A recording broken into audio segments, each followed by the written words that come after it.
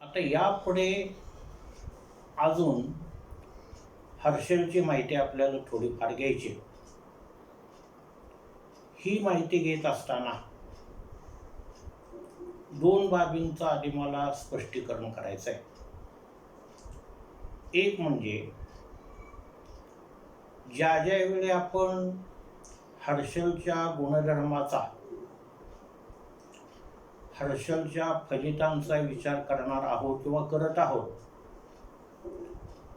ओघाओघानेच त्यावेळेला नेपच्यूनचा उल्लेख येणार आहे. त्याचबरोबर प्लुटोचा पण उल्लेख येणार आहे. कारण हे जे 3 ग्रह आहेत,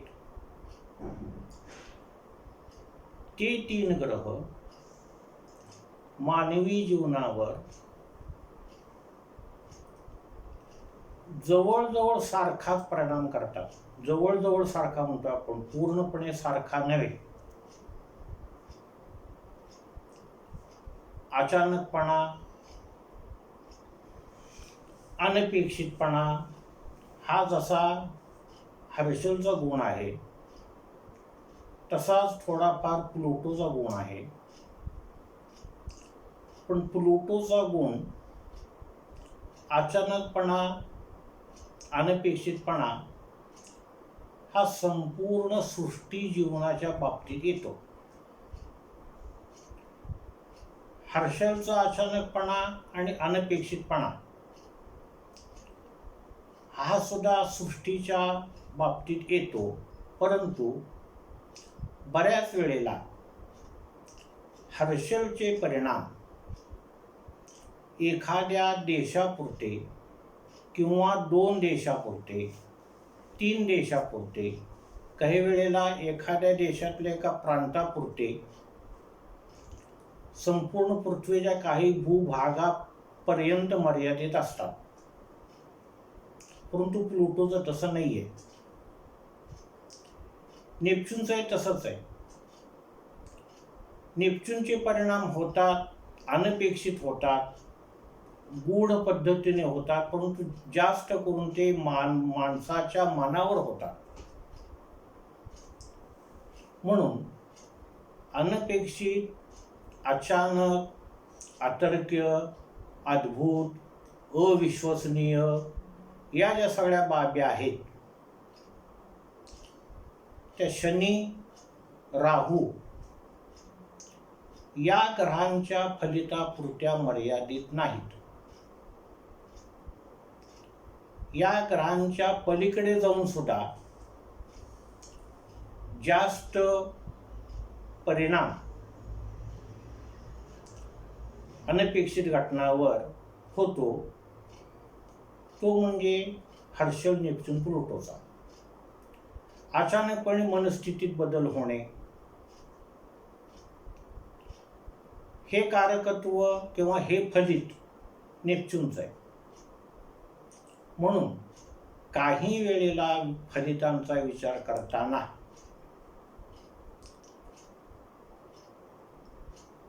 ॲट ए टाइम 3 ग्रहांचा उल्लेख येणार आहे. एक तर साम्य दाखवण्यासाठी येईल, किंवा त्यांच्यातला फरक दाखवण्यासाठी होईल,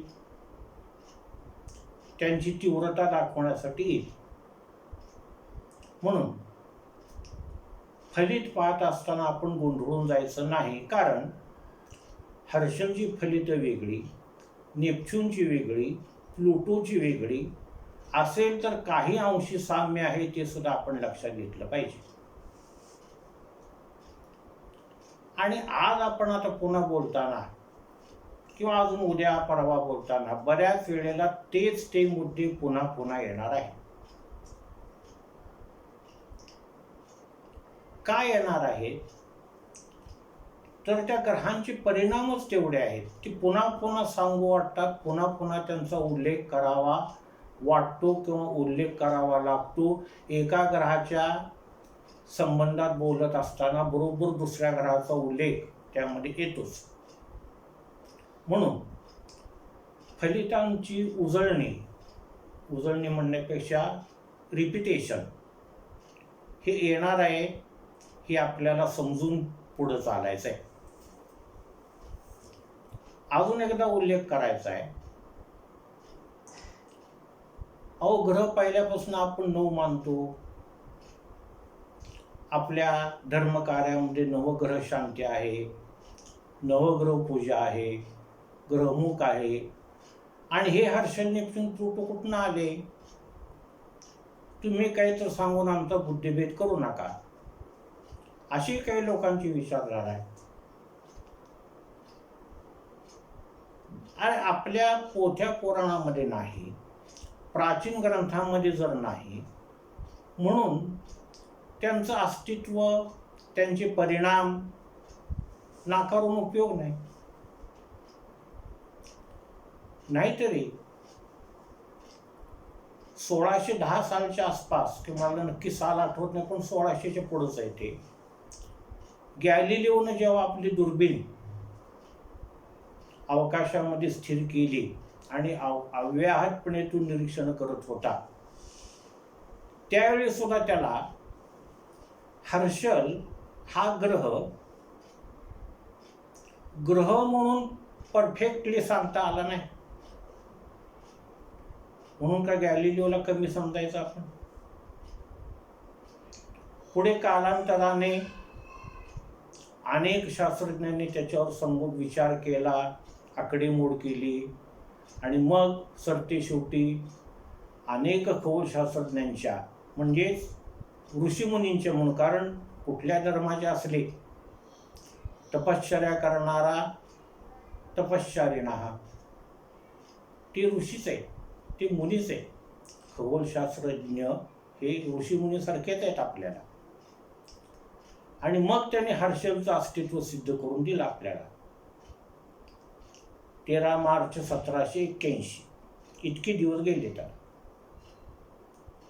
आणि कालच आपण म्हटल्याप्रमाणे त्या दिवशी हर्षलचा जन्म झाला नाही. सूर्यमालेच्या उत्पत्तीबरोबरच हर्षलची निर्मिती झाली असं आपण काल पाहिलं. म्हणजे आपल्या प्राचीन साहित्यामध्ये हर्षल नेपच्यून प्लुटोचा उल्लेख नाही, म्हणून त्यांचा पत्रिकेबाबत विचार करायचा नाही, ही बाब किंवा हे मत पूर्णपणे चुकीचं आहे.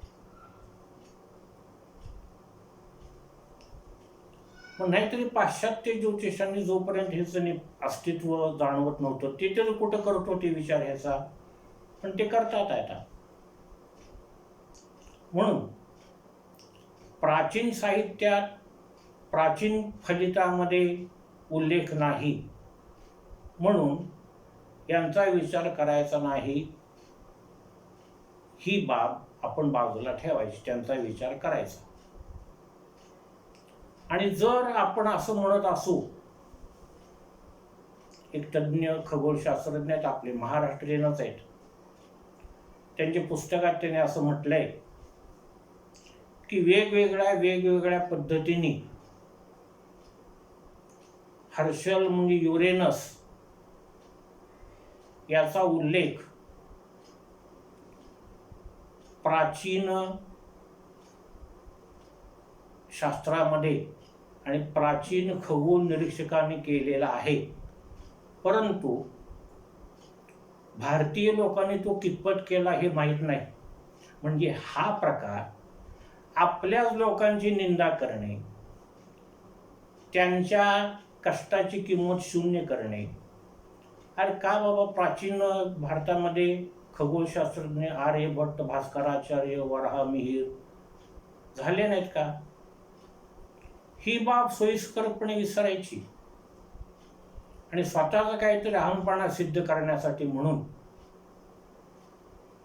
भारतीय संस्कृतीला इतर संस्कृतीपेक्षा तुच्छ लेखायचं, हे वेडेपणाचं काम आहे. मग आम्ही असं म्हणू की प्राचीन भारतीय साहित्यामध्ये त्याचा उल्लेख कितपत आहे हा संशोधनाचा विषय आहे, असं जे लोक म्हणतात, त्यांनी प्राचीन साहित्य वाचलंय का? ज्यांनी भागवत वाचलंय त्यांना स्पष्टपणे भागवत भक्ती म्हणून नव्हे, भागवत ज्ञानार्जनाचा विषय म्हणून जर तुम्ही वाचला तर त्यामध्ये कृष्ण विवरांचा उल्लेख आहे की ज्याचं कोडं आजच्या तारखेपर्यंत खगोलशास्त्रज्ञांना सुटलेलं नाही. आपण थोडंसं विषयांतर होते, परंतु हे विषयांतर आपल्याला करावं लागणार आहे का? तर कुठेतरी केस वाढवून टाळू फिरवून पॅन्ट मॅनेला घालून जर तुम्ही उडू उडू करायला लागला पाश्चिमात्य खगोलशास्त्रज्ञांचं, तर तुम्ही हे पाप करताय. एक तर आपल्या प्राचीन तत्वज्ञांचा विद्वानांचा अभ्यास तुम्ही करत नाही आणि तसं न करताच तुम्ही त्यांना अडाणी समजताय, अडाणी होते म्हणून सांगताय. हे आपल्या पूर्वजाविषयी असणारी प्रतारणा आहे. Now come to the second point. त्या खगोलशास्त्रज्ञाच्या आम्हाला क्यू येते, अरे ना थोडं तरी मागचा विषय अभ्यास करायला पाहिजे होता. मागे आपण एक उदाहरण दिले की ज्या अवयवाचा आपल्याला उपयोग नाही तो अवयव शरीर सुद्धा हळूहळू पुढं काढून टाकतं. फॉर एक्झाम्पल आपण अक्कल दाढ हा बघितला होता. तसं फलज्योतिषाचा जर आपल्याला अनुभव येत नसता तर फलज्योतिष हा प्रकार मागच संपला असता. ज्या वेळेला उगम झाला ह्याचा त्याच वेळेला संपला असता. परंतु एक कुठलं तरी तत्व मी स्वीकारतोय असं सांगून या रहस्यमयी गूढ विज्ञानाला, गूढशास्त्राला नावं ठेवायचं काम आपणच करतोय. आपल्यातलेच काही लोक करतोय. हा भाग वेगळा. अजून आपण हर्षलकडे जास्त करून आलेलो नाही. पुन्हा काही लोक म्हणतात फलज्योतिषी की हे ग्रह आपल्यापासून फार दूर आहेत म्हणून आपण त्यांचा विचार फलितामध्ये करायचा नाही. अरे फार दूर आहेत, फार दूर आहेत म्हणजे चंद्र का तुम्हाला फार जवळ वाटला? बुध जवळ आहे का? चालत सकाळी गेला आणि दुपारी तिथं पोहोचलाय. शनी जवळ आहे का? नाहीच आहे. जशी ग्रहमालेची निर्मिती झाली तशी एकी ग्रह लांब लांब लांब होत गेलेलेच. मग फार लांब आहेत म्हणून त्याचा विचार करायचा नाही, हे पण चुकीचं आहे. हिंदीमध्ये बऱ्याच वेळेला काही विद्वानांचं ऐकलं की ओ नंगे आंखों से हमें दिखाई नहीं देते. नंगे आंखे म्हणजे उघड्या डोळ्याने. हिंदीमध्ये काही शब्द आहेत ते आपण मराठीत त्याचा असा अर्थ लावतो कि हर्षल, नेपच्यून, प्लूटो ये हमें नंगी आंखों से नहीं दिखाई देते, इसलिए उनका अंतर्भाव हम फल ज्योतिष में नहीं कर सकते.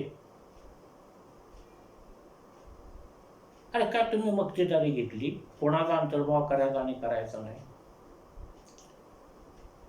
उघड्या डोळ्याने जर तुम्हाला ते दिसत नसतील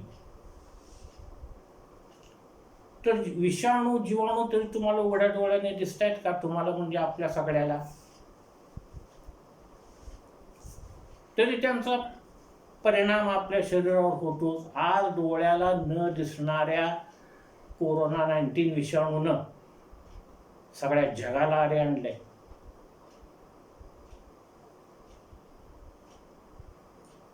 मिसाईल बनवणाऱ्या देशाला सुद्धा त्यानं सुपडा साफ करून पालतं पाडलंय. म्हणायचं ते कोरोनाचं विषाणू कुठं आपल्याला डोळ्याला दिसतोय, टायफॉइडचा विषाणू कुठं डोळ्याला दिसतोय. म्हणजे हे असले बुद्धिभेद करणारी विधानं आपण कानाला टाकायचे. ते त्यांच्या ठिकाणी विद्वान आहेत, आपण त्यांचा उपयोग फलज्योतिषामध्ये करायचा. या हर्षलचा उल्लेख प्रजापती म्हणून केलेला आहेच. कारण पुन्हा एकदा तेच रिपिटेशन आपण करतोय.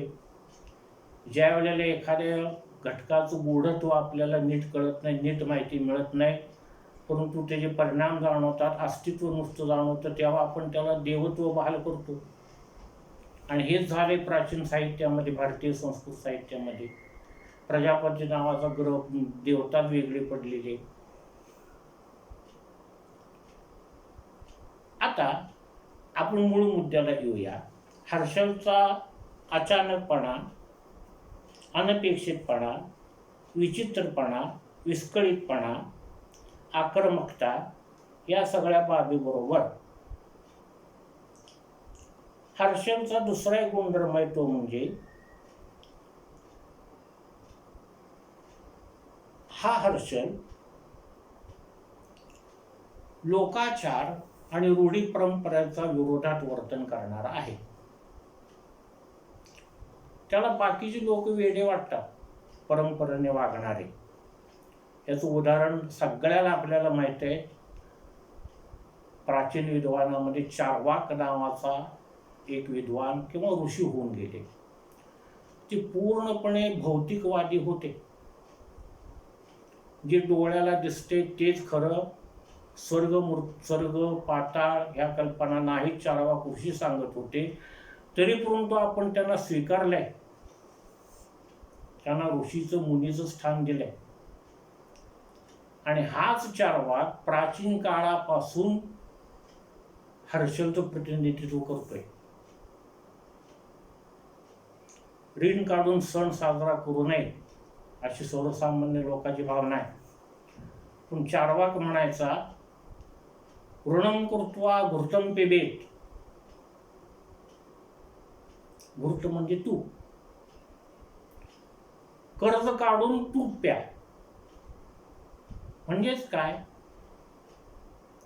असणाऱ्या सुखसाधनांचा उपयोग तुम्ही करून घ्या, हे हर्षलचं म्हणणं आहे. चार्वाक म्हणायला म्हणजे चार्वाकच्या डोक्यामध्ये फिरणारा हर्षल म्हणायचा.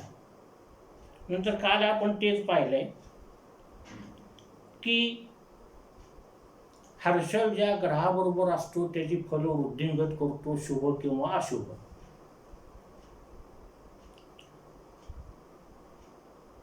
त्याचा उल्लेख केला की हर्षल हा युद्धप्रिय ग्रह आहे. शस्त्रक्रियांचं कारक हर्षलकडे येतं. का तर हर्षल जास्तीत जास्त उत्साही केव्हा होतो, तो जेव्हा मंगळाच्या सानिध्यात संपर्कात येतो. आणि मंगळाचं कारकत्व शरीरापुरता विचार केला तर शस्त्रक्रियेकडे जातं. आणि अचानक कराव्या लागणाऱ्या शस्त्रक्रिया या हर्षलच्या अंमलाखाली येतात. हर्षलचा दुसरा एक स्वभाव आहे, हर्षल हे आपण हर्षलची सगळी नकारात्मक फळ पाहतोय आणि नकारात्मक फळच या हर्षलची जास्त मिळतात. हर्षल हा कमालीचा खुनशे, आक्रमक आहे. एकदा का एखाद्या माणसाविषयी त्याच्या मनामध्ये घृणा, तिरस्कार, खुन्नस निर्माण झाला की तो मरेपर्यंत, कोण मरेपर्यंत, स्वतः मरेपर्यंत ती व्यक्ती ज्याच्याविषयी खुन्नस निर्माण झाली, तिरस्कार निर्माण झालाय, ती मरून सुद्धा याच्या डोक्यातून त्या व्यक्तीविषयीचा तिरस्कार जात नाही. पण हर्षल कमालीचा खुनशी, द्वेषी, मत्सरी ग्रह आहे आणि कामासक्त आहे. कामासक्त आहे याचा अर्थ तो भोगी आहे. भौतिक सुख सामग्रीची त्याला जास्त आवड आहे. त्यातल्या त्यात आधुनिक उपकरणं, आधुनिक सुखसाधनं त्याला जास्त आवडतात. आता आधुनिक हा शब्द सुद्धा सापेक्ष आहे. आपण पुन्हा पुन्हा तेच ते उदाहरण देतोय. लाठ्या काठ्यानं होणाऱ्या मारामाऱ्या थांबून ज्या वेळेला भाल्यानं चालू झाल्या, तलवारीनं चालू झाल्या, त्यावेळेला आधुनिक शस्त्रांनी लढाई चालू झाली. त्याही पुढे जाऊन ज्या वेळेला धनुष्य बाणाचा संकल्पना, धनुष्य बाणाची कल्पना लोकांच्या मनामध्ये आले, ते सुद्धा त्यावेळेला आधुनिक शस्त्र झालं. म्हणून गार वारं देणारी त्यावेळी पण आधुनिक साधनं होतीच, पंखा वगैरे काय वाळ्याचा असेल कुठला. तसं आता हर्षलचा भोगीपणा, कामासक्तपणा हा आधुनिक यंत्रांनी जास्त उपभोगला जातो. आणि कालच आपण वाफेच्या यंत्राचा पण उल्लेख पाहिला.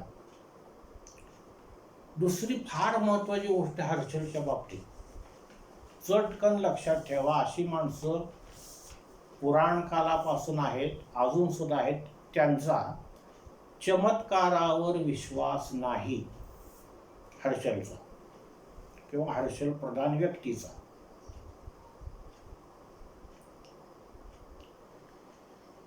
एखादा माणूस फार दुर्बुद्ध होता, निर्बुद्ध होता, अडाणी होता, आणि मग आमक्या संतांनी त्याच्या डोक्यावर हात ठेवला आणि तो ज्ञानी झाला. एखाद्याला अंगभर कोड महारोग फुटला होता,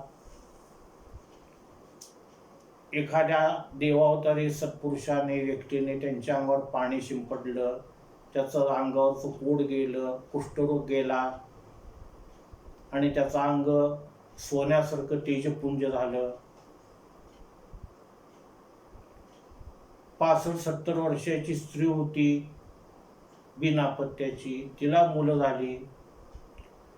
असल्या चमत्कारावर हर्षलचा विश्वास अजिबात नाही.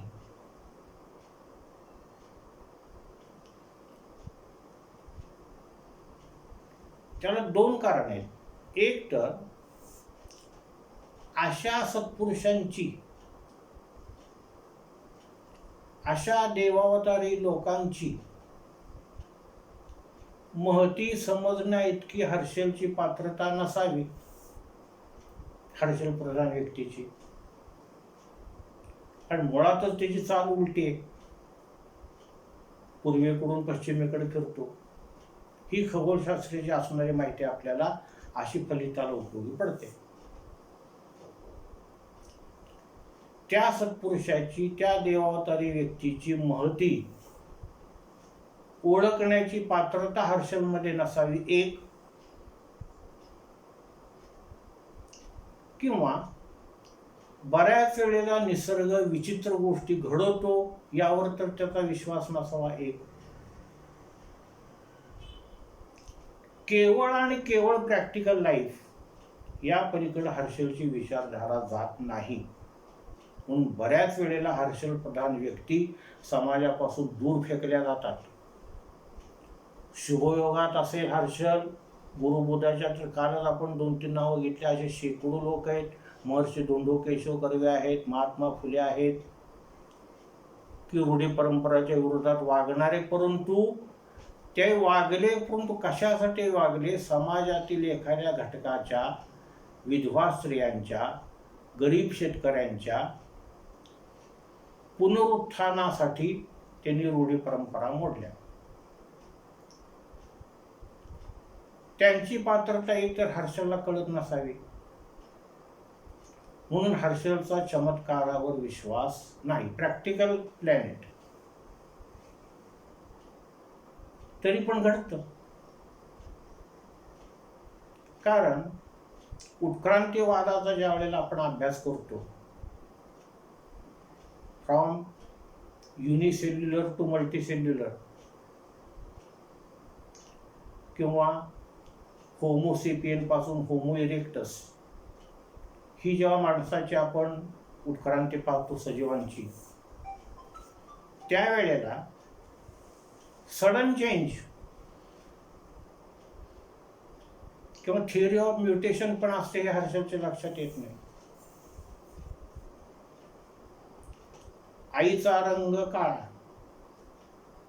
बापाचा रंग गोरा ते काळा, आई बाप दोघे काळे, कलुटे, नकटे, वकटे, हिंद्रे, पेंद्रे, तिरडे, चकणे वगैरे.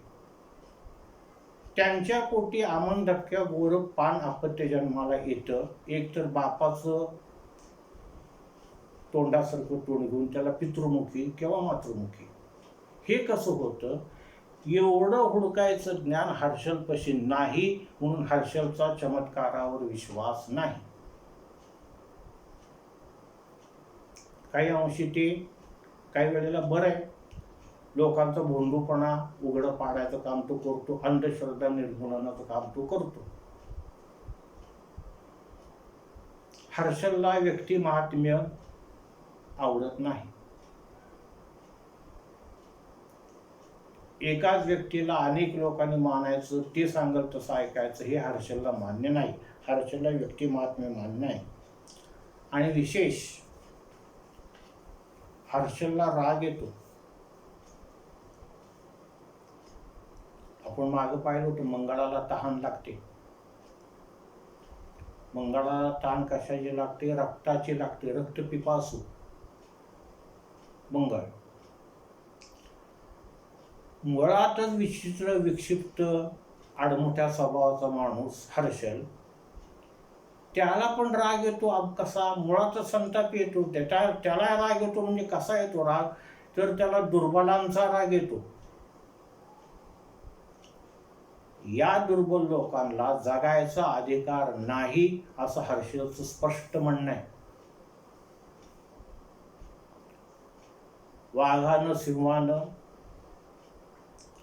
झडप घालून एखादं हरिण पकडलं, एखादं बोकड शेळी पकडली,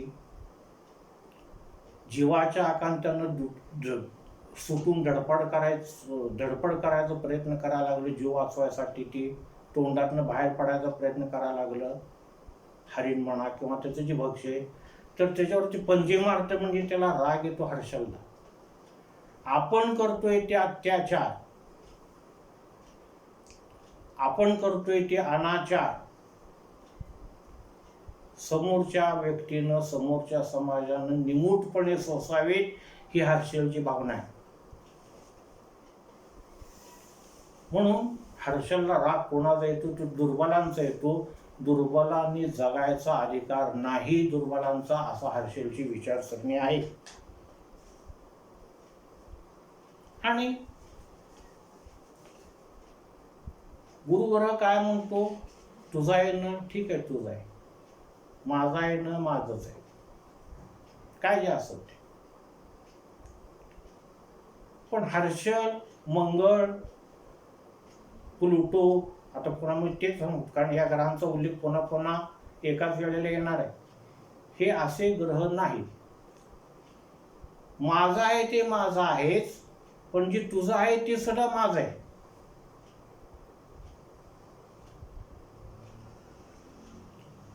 हमारा अपना है तो है, लेकिन जो तुम्हारा है वो भी हमारा है. ही विचारसरणी हर्षलची. आणि ते मागून घेत नाही, ओरबडून घेतो, हिसकावून घेतो हर्षल. एखादी गोष्ट प्राप्त करण्यासाठी हीच विधान पुन्हा प्लुटो ग्रहाच्या गुणधर्माच्या बाबतीत येणार आहे. अर्ज, विनंत्या, सत्याग्रह, शांततापूर्ण बंद, निवेदन, निषेध नोंदवला, सभात्याग केला, असा प्रकार हर्षलकडं नाही. मंगळाकडं पण नाहीच आहे, प्लुटोकडं पण नाही. पण प्रत्येकाची तरा वेगळी. हर्षलची पण तरा मंगळ प्लुटोपेक्षा वेगळी. म्हणून मगाशी आपण म्हटले, हर्षल मागून घेत नाही, हिसकावून घेतो. आक्रमण करून तो मिळवतो. अर्ज विनंत्या करून शांततामय मार्गाने आंदोलन करण्याचं काम हर्षलचं नाही. हर्षल हा न्यायप्रिय ग्रह आहे. शनी सुद्धा न्यायप्रिय ग्रह आहे. पण हर्षलचा न्याय कोणता आहे? खून का बदला खून, हाच हर्षलचा न्याय आहे. समोरच्या माणसाचं मत परिवर्तन करून, मन वळवून, त्याच्या मनाला चांगला उपदेश करून त्याचा अनाचार, त्याच्याकडून दुर्वर्तन घडत असलेलं थांबवायची विचारसरणी हर्षलला पटत नाही. अहिंसा मार्गाचा हर्षल कधीही अवलंब करत नाही. हर्षल करतो चांगली कामं गुरुच्या सान्निध्यात, बुधाच्या सान्निध्यात, पण ती एका व्यक्तीवर नव्हे तर संपूर्ण जगावर उपकार करण्याची कामं हर्षलकडनं होतात. Provided that he is in the good relationship with Jupiter और एनी अदर प्लॅनेट. पण काल सांगितल्याप्रमाणे क्षमा, दया, माया ह्या वृत्ती हर्षलकडे नाहीत. ज्यानं आपल्यावर अन्याय केला आहे त्याचा नाश करण्याची वृत्ती ही हर्षलची असते. म्हणून समाजामध्ये संघर्ष वाढत जातो, थांबत नाही.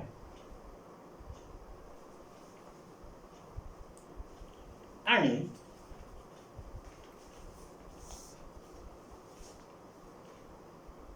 पीडित मंगळाबरोबर हर्षल जर एकत्र आला तर फार एक वाईट गोष्ट घडते. ती म्हणजे हर्षलचा हा गुण त्यावेळेला कमालीची धर्मांधता निर्माण करतो. आपण सूर्यापासून इथपर्यंत येत असताना धर्म हा शब्द अजून आणला नव्हता. गुरुच्या वेळेला नाही, शनीच्या वेळेला नाही, जरी आला असेल तर तो मानव धर्म म्हणून आला होता. परंतु विशिष्ट संप्रदायाचं, विशिष्ट धर्माचं तत्वज्ञान जर का मंगळानं युक्त असणाऱ्या हर्षलच्या डोक्यामध्ये भरलं तर तो प्रेतांचे खच पाडायला मागं पुढं पाहत नाही. ते जर होत नसेल तर आपल्या शत्रुपक्षाचं कुणीकडनं कसं नुकसान करता येईल, जे आपल्या धर्माचे नाहीत, जे आपल्या विचारसरणीचे नाहीत, जे आपली मत प्रणाली मानत नाहीत, त्यांचा नाश करण्यासाठी म्हणून मंगळाने, पीडित मंगळाने युक्त असा हर्षल सतत प्रयत्न करत राहतो. आणि त्याला जर बुधाची जोड मिळाली तर त्या गोष्टीला सीमा राहत नाही. ही धर्मांधता लोकांचं कल्याण करणारे आहे का? आपली तत्व, आपली मत प्रमाणे खरंच चांगली आहे का? याचा विचार त्याच्याकडे नाही.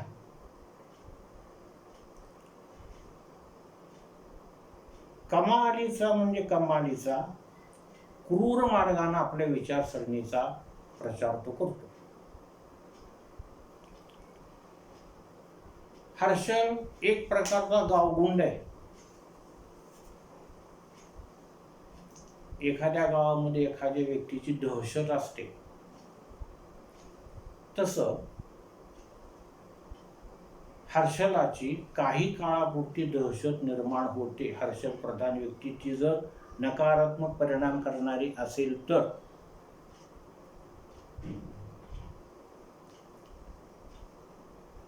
आणि हर्षल भटजी होत नाही, डॉक्टर होत नाही, वकील होत नाही, इंजिनियर होत नाही. हर्षल प्रधान व्यक्ती शुभ ग्रहाच्या सान्निध्यामध्ये वैज्ञानिक होते. जे जे कोणी वैज्ञानिक आहेत, परदेशी किंवा आपले भारतीय वैज्ञानिक, त्या सर्वांचा हर्षल ग्रह हा सकारात्मक फळे देणार आहे.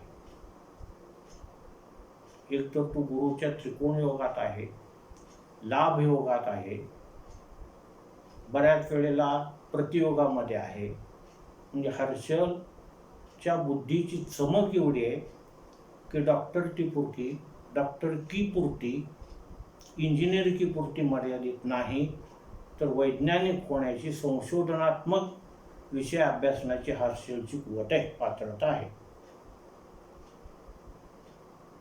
आणि जास्त करून हर्षल संशोधन काल मी म्हणण्याप्रमाणे विद्युत शाखेशी संबंधित आहे आणि हवाई शास्त्राशी संबंधित आहे.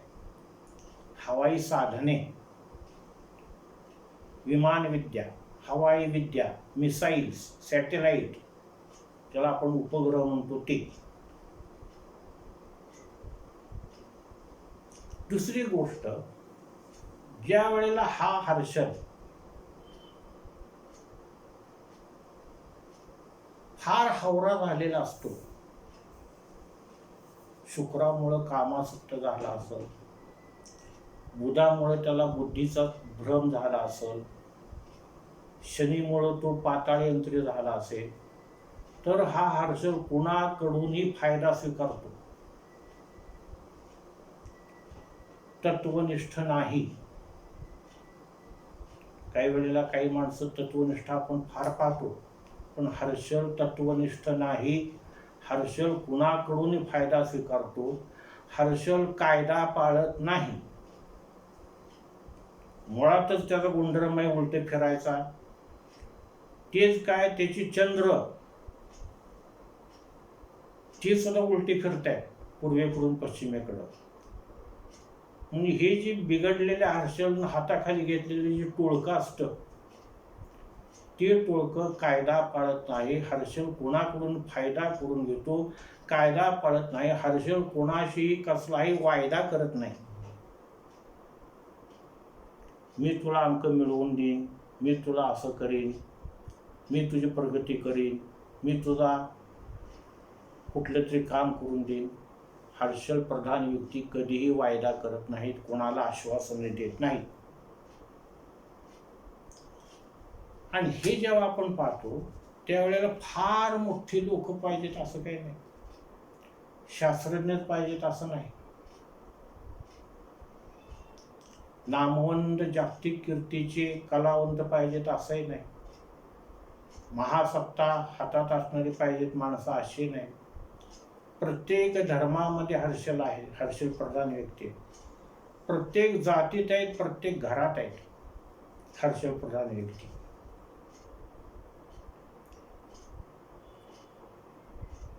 हर्षल बदल घडवून आणतो.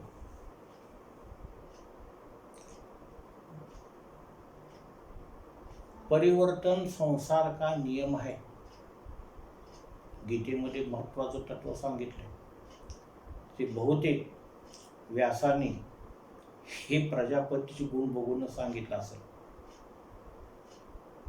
त्याच्या आधी दुसरी गोष्ट, ज्या वेळेला हा बुधाबरोबर असतो नीचेच्या, किंवा बुधामुळं दूषित झालेला असतो, दूषित बुधामुळं हर्षल दूषित झालेला असतो, त्यावेळेला बोलतो फार खोचकं.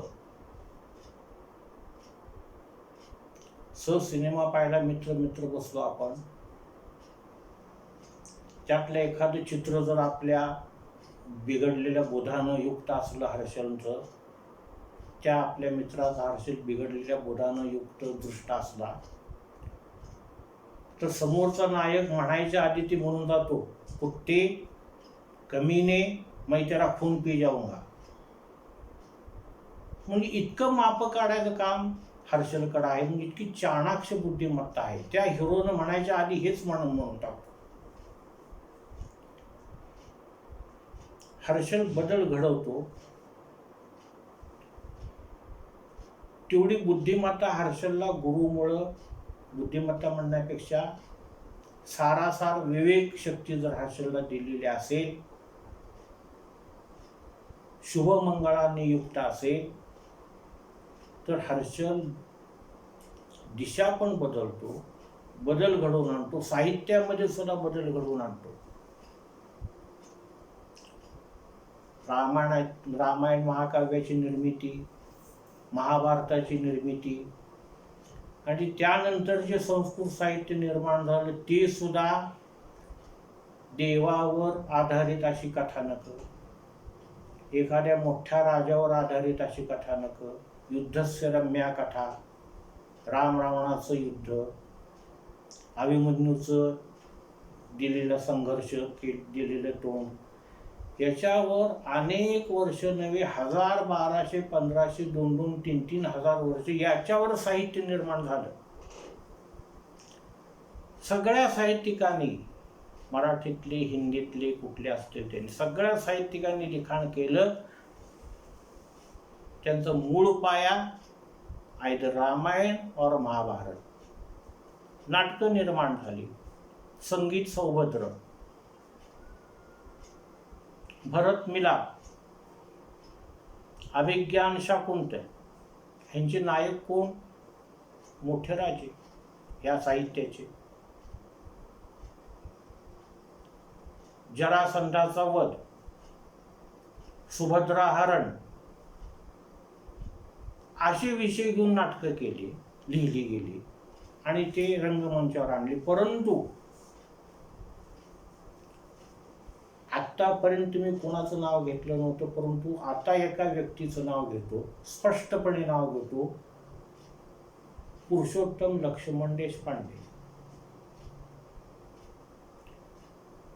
आणि त्यांच्या आधीचे, त्यांचे काळ समन्वय असणारी लोक, त्यांनी मात्र साहित्याची दिशा बदलली. हे हर्षलचं काम आहे, शुभयोगातील हर्षलचं. सगळ्या लग्नात, सगळ्या गल्लीमध्ये कोणाचं जरी लग्न उभारलं तर त्यात मदत करणारा, पुढे येणारा नारायण.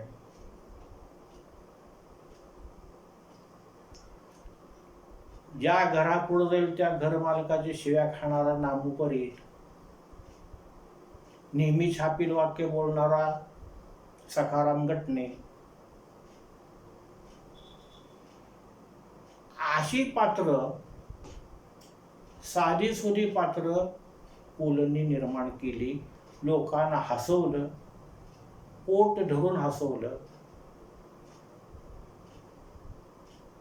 निष्कलंक साहित्य, कोणाची निंदा नाही, नालस्ती नाही. चितळे मास्तरांचं वर्णन केलं. एवढंच काय, ते ज्या चाळीत राहत होते पण आपल्याला वाटतं की ते जणू काय त्या बटाट्याच्या चाळीतच राहत होते. ही बटाट्याची चाळ न बांधता आपल्या मनापुढे उभारली. हे जबरदस्त जर कोणाची देणगी असेल तर गुरुबुधाच्या शुभयोगातील हर्षलचे.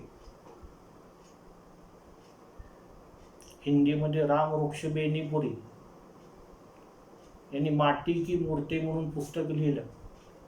त्यामध्ये अशीच पात्र आणली. सामान्यातला असामान्य माणूस त्यांनी लोकांपुढे मांडला.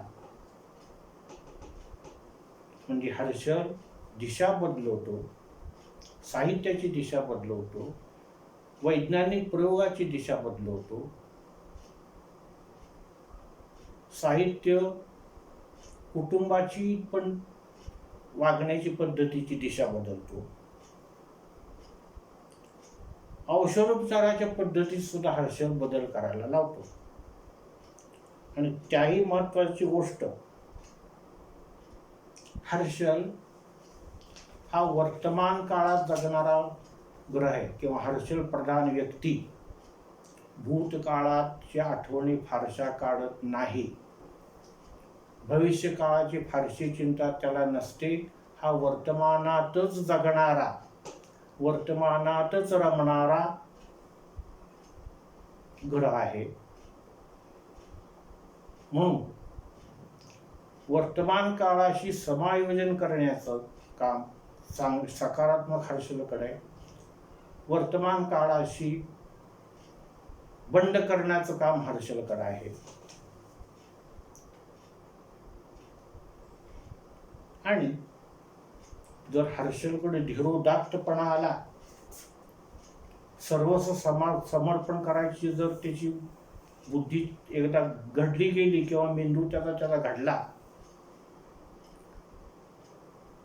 तर मग मात्र उदात्त मंगळाप्रमाणे हे काम शनीला पण जमणार नाही. एवढ्या आपण हर्षलची माहिती हर्षलचे दुर्गुण म्हणूया, हर्षलचे नकारात्मक परिणाम म्हणूया, असून सुद्धा तोंडात बोट घालायला लावतील, आपण आश्चर्यानं डोळे विस्फारून पाहू, अशी काही काही हर्षलचे शुभ परिणाम आहेत की जिथं आपली मती, आपली बुद्धी गुंग होऊन जाते. आपल्या देशाविषयी प्रेम निर्माण झालं आणि त्याच्यावर जर कोणी आक्रमण केलं, प्रेम निर्माण असतंच आपल्या देशावर, आणि चुकून वाकून त्याचा प्रतिकार करायची पाळी तर हर्षल प्रधान व्यक्तीवर आली, तर हर्षल प्रधान व्यक्ती सगळ्या गोष्टीचा त्याग करेल आणि पहिल्यांदा तिथं आपलं बलिदान देईल. इतिहासात उदाहरणं आहेत. छत्रपती संभाजी महाराजांचं उदाहरण आहे, बलिदान दिलं त्यांनी हिंदवी स्वराज्यासाठी. आणि सिनेगीत पण एक आहे, जिंदा रहने के मौसम बहुत है मगर जान देने की रुत कब आती नहीं. जिंदा रहने की मौसम बहुत है मगर जान देने की रुत कब आती नहीं. हुस्न और इश्क का क्या फायदा जो जवानी भी खून में नहाती नहीं. रक्तात न्हायल्याशिवायचे तारुण्य नव्हे. आणि आपण तर करतो, पण आपल्या साथीदाराला सांगतो की बांधलो सर पे कफन साथियो. कफन मुर्द्यावर पांघरून घालायच्या वस्त्राला आपण कफन म्हणतो. आणि मी चाललोय आता, तुमच्या ताब्यामध्ये माझा देश दिलाय. बांध लो अपने वतन सर पे कफन साथियो, अब तुम्हारे हवाले वतन साथियो. एवढ्या उच्च कोटीला हर्षल जातो. म्हणजे हर्षलची आपण नकारात्मक पण फळं पाहिली.